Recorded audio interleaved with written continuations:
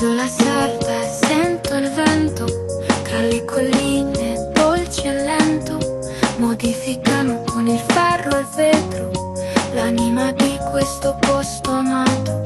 Ogni volta che avvistiamo un cantiere, un mezzo, una ruspa, una trivella, usiamo i nostri corpi, fermiamo lo scempio, occupiamo i cantieri, blocchiamo i mezzi, fermiamoli.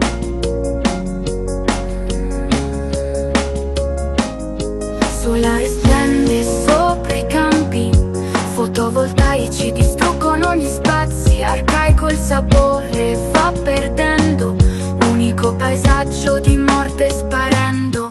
L'isola piange il suo dolore, perde il suo antico splendore, minaccia il cuore delle famiglie, sarde voci gridano forte stop, colonizzazione, è il momento di uscire di casa, fermare predoni avvoltoi, non domani, non un altro giorno. Oggi è il momento di uscire di casa, fermare predoni avvoltoi, non domani, non un altro giorno. Oggi è il momento di uscire di casa e fermare predoni avvoltoi, non domani, non un altro giorno.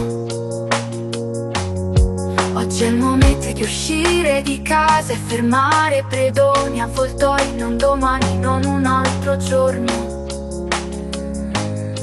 Impianti eolici si stagliano al cielo contro l'orizzonte, un dolor crudele, paesaggio spezzato in mille frammenti, un futuro incerto ci aspetta lenti.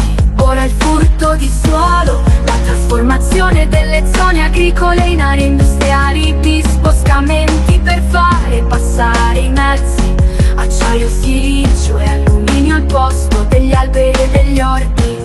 Scelte politiche dure ci stringono, tradizioni e cultura qua svaniscono, lavoro stagionale, un rischioso cammino, terra sarda, libera, vogliamo vicino. Il pianeta ci chiede di boschiere, colline e montagne. L'isola piange il suo dolore, perde il suo antico splendore, minaccia il cuore delle famiglie, sarde voci gridano forte stop, colonizzazione, è il momento di uscire di casa, fermare predoni avvoltoi, non domani, non un altro giorno. Oggi è il momento di uscire di casa, fermare predoni avvoltoi, non domani, non un altro giorno. Oggi è il momento di uscire di casa e fermare predoni avvoltoi, non domani, non un altro giorno. Oggi è il momento di uscire di casa e fermare predoni avvoltoi, non domani, non un altro giorno.